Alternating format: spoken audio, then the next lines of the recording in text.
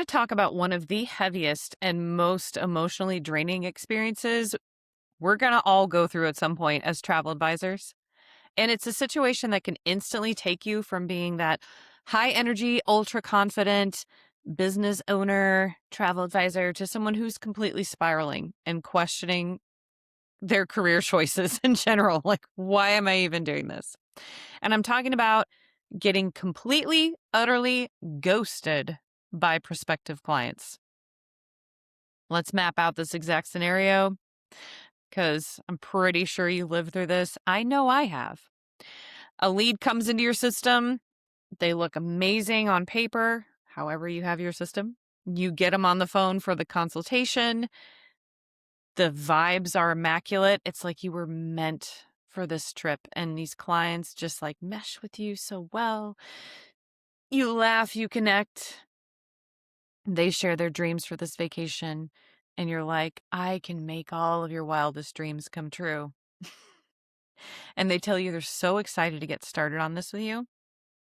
You get your notes, tippy tappy tappy, or via notebook. And then you start the process of like, here's what it's like to work with me. And you're so excited that you dive into this trip. You spend, whether you start with a fee up front or however your process works, which we'll get into that here in a second. But you spend hours like pouring your heart and soul and all of your expertise into designing a spectacular custom itinerary for your dream client that you just had the best time on the phone call or Zoom meeting. You cross-check everything. You add like little special touches and be like, we're such a good fit for each other. And it's beautifully formatted. It's like the best proposal you've ever done in your life. But after that call, it's just radio silence. A couple days go by. You tell yourself that maybe they're just busy, and then a week goes by. And you send a polite little friendly follow-up check-in. Still nothing. And then another week passes, and you try one more time, and your email or text, however you do it, just vanishes into nothingness. They have completely disappeared. You're questioning if this was just like an absolute hallucination at this point, because it feels like such a personal punch to the gut. And you find yourself walking around your house, your home office, pacing around, overanalyzing every single line from that call. You're like, if you charge a fee, was my fee too high? Was my fee too low? Did I misinterpret what they wanted? Am I just really bad at sales? Did I say something wrong during our consultation? And you just start spinning your little wheels in your brain. Welcome to day 176 of the Travel Agency in a Year podcast. And today we are going to be tackling this ghosting phenomenon head on. We're going to break down the psychology of the silence of a client, explain why it's almost never a critique of who you are, and we're going to go over some practical step-by-step strategies to detach your personal worth from your business and someone saying no to you. All right. So let's talk about the mindset that is so dangerous and creates this trap that handles ghosting so poorly. And if you're listening to this episode and you are like out in the dating world, or you have recently been in the dating world, you will see how closely related client ghosting and dating ghosting can be. So when a travel advisor gets ghosted, typically what I see is the default setting is to internalize that silence as a direct scorecard on their personal value, their talent, and their worth. And I've said to many advisors, like, don't take it personally. It's okay. And it still happens. We are going to talk about when it's like consistent ghosting, then there might be something to do with how you're doing things, but that's okay. And because you are all by yourself and you're not working for any company, your travel agency is so deeply personal to you. You are the brand. You are the curator. You are the business owner. This is how you want things to go. This is how you want things to run. And when you get ghosted and rejected, it's like, oh, this must be a personal attack, right? And you feel like you're personally being rejected. So then you start spiraling and you're like, how come my competitors are booking trips, but I'm not? Even if they're just like colleagues in the industry, if they're doing well, you're like, everyone's ghosting me. What am I doing wrong? You wonder if you just look like an amateur. You might spend hours checking to see, like over and over again, did they read that email? Did they read that text? And you search their names on social, maybe, to see if they went ahead and booked the trip without you. And that sometimes does happen. And that's another thing that we all go through is being like, oh, they really didn't want to work with me. But let's look at what's really happening most likely on their end, as well as what's happening to your business while you're in this spiral. You're letting a possibly, most likely, complete stranger, someone who hasn't even given you a single doll hair for the execution of this trip, to dictate your mood, your confidence, and your energy levels. You sit down to work on like a repeat client's trips, whatever, someone that's like actively working with you and is like, you're the best. And your brain is still stuck on the person who ghosted you. You are afraid to even go on social media and start marketing yourself because your confidence taken such a big hit. And you're essentially letting like a complete stranger, not even doing business with you yet, to hold you and your agency hostage. So when we tie our emotional stability to like whether a lead replies to an email, we hand over control of our peace of mind to people who are just living their own lives. If you've been listening to this podcast, there's a whole episode about the 4 agreements that I go over, and one is do not take things personally. That's one of the 4 agreements. So we have to realize that our business cannot survive if our emotional state is roller coaster controlled by the general public. So pay attention to that agreement. Do not take anything personally. A silence from a client or lead is just a business metric. It's not an indictment on who you are, your talent, or your fees, or your character, right? It's fine. So let's do a complete reframe of why ghosting usually actually happens, because 99% of the time it has absolutely nothing to do with you. So when a client or lead like completely goes ghost, I've heard advisors like getting the fee from them and they ghost. Like that's a thing. So it's not just, oh, I think I've closed the sale, but even advisors will have a fee charged and paid in full, and then the client just ghosts, okay?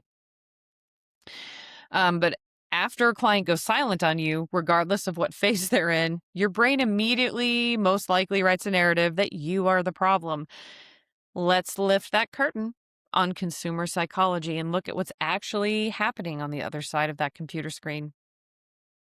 Think about how fast your life is moving and understand that that's a similar pace as what the average consumer or your clients, that's the pace of their lives. Just because this itinerary or your list of services or whatever hits their inbox, their reality does not pause. So maybe the next morning, consider this. They find out their company's going through massive layoffs and they're suddenly like experiencing super financial anxiety about spending any money on a vacation right now because they're like, I might not have a job and I only have 3 months of expenses saved, or I don't know their financial situation, and neither do you. But maybe their child is sick. Maybe they have parents who are older that are in the hospital, or a relative ends up in the hospital. So their brain's completely shifting to, I'm not planning a vacation right now. I have to deal with this situation. Or maybe, and this can happen more often than you think, especially if you don't have both like a husband and wife type situation on the call with you. But maybe that couple is having a massive argument about said trip. Maybe you sent the proposal after you paid the fee and they're just fighting because the one you spoke to was like, I want this all inclusive beach getaway. And the other one's like, absolutely not. This is my nightmare for a trip. And so they're just fighting in the background about this. Has nothing to do with you. Because they don't know how to explain, oh, I caused a huge fight about this trip. One moment, please. Can we revisit this? Like, that's super embarrassing. They're going to choose the path of least resistance, which is going to be avoidance. These people ghost you because they feel awkward or guilty or even embarrassed to admit that their plans have fallen apart. So when you understand this, you realize that ghosting isn't really a calculated rejection of your professional skills. It's simply a reflection of their internal life chaos. Okay? So imagine, if you will, your travel agency was just any other business you were employed at. A silence or no is completely neutral data. So think about, like, let's say you worked at like Dillard's or something, big retail shop at the mall, you know? If someone walks into Dillard's and you're sales rep and they look at 3 dresses and they spend 20 minutes talking to you and then they walk out with buying anything, are you going to sit in the back room and cry? No. Is the manager of your department going to be like, maybe we should shut down this entire store? No. You all recognize it. Like, that person is just window shopping. The timing wasn't right. The budget didn't fit. Maybe they just had some time to kill and they were curious about things and they might come back later.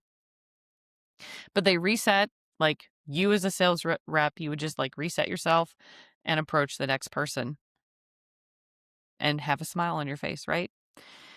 So you need to be running your travel agency with the exact same posture. A ghosted client is not an emotional tragedy. They're just a lead that dropped out of your sales funnel. It's a data point that tells you where they currently sit in your pipeline.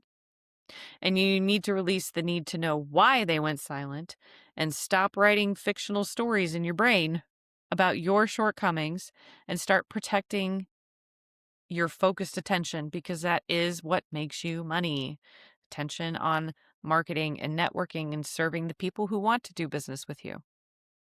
Now, I mentioned if this is becoming a common occurrence, like say you have 10 consultations over the course of 2 weeks and all of them are amazing and none of them move forward with working with you, there's probably a gap somewhere in your closing process or your onboarding process. Unless, like, the only other time that would happen that consistently is if there was like a major international event that just shuts down travel. And so obviously that's out of your hands. But if there's nothing like that going on, these people, if every single person that you're interacting with over the course of several weeks is just ghosting you, that is some time you should probably take some time with a colleague and walk through your entire consultation process and see if there's any gaps or like any wording you're using that's like causing them to not want to work with you. Okay. And also not even want to say, no, thanks, I've changed my mind if you send everything on. That is not super common and that can happen. Okay. So for your daily action today, we're going to take back your emotional power. If you're feeling like everyone's ghosting me, or like a third of people are ghosting me, whatever, or I just got ghosted and I thought it was my favorite client, we're going to give you back your emotional power, clear the mental clutter, and purge your active pipeline of any dead weight so you can open up, gosh, I can't talk ever, space for the people who actually want to work with you.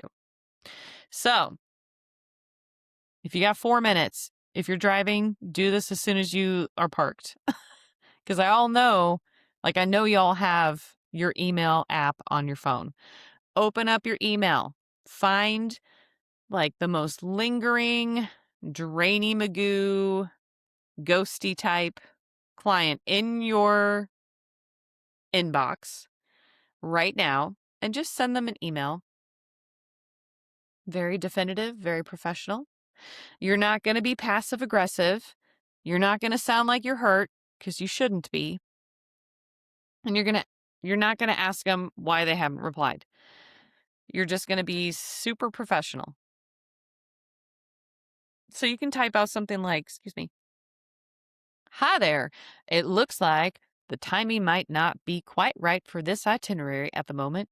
So I'm going to go ahead and archive your file for now to keep our, always our, even if it's just you, active systems organized. If your schedule or travel plans shift down the road, please feel free to reach out when you're ready to pick things back up.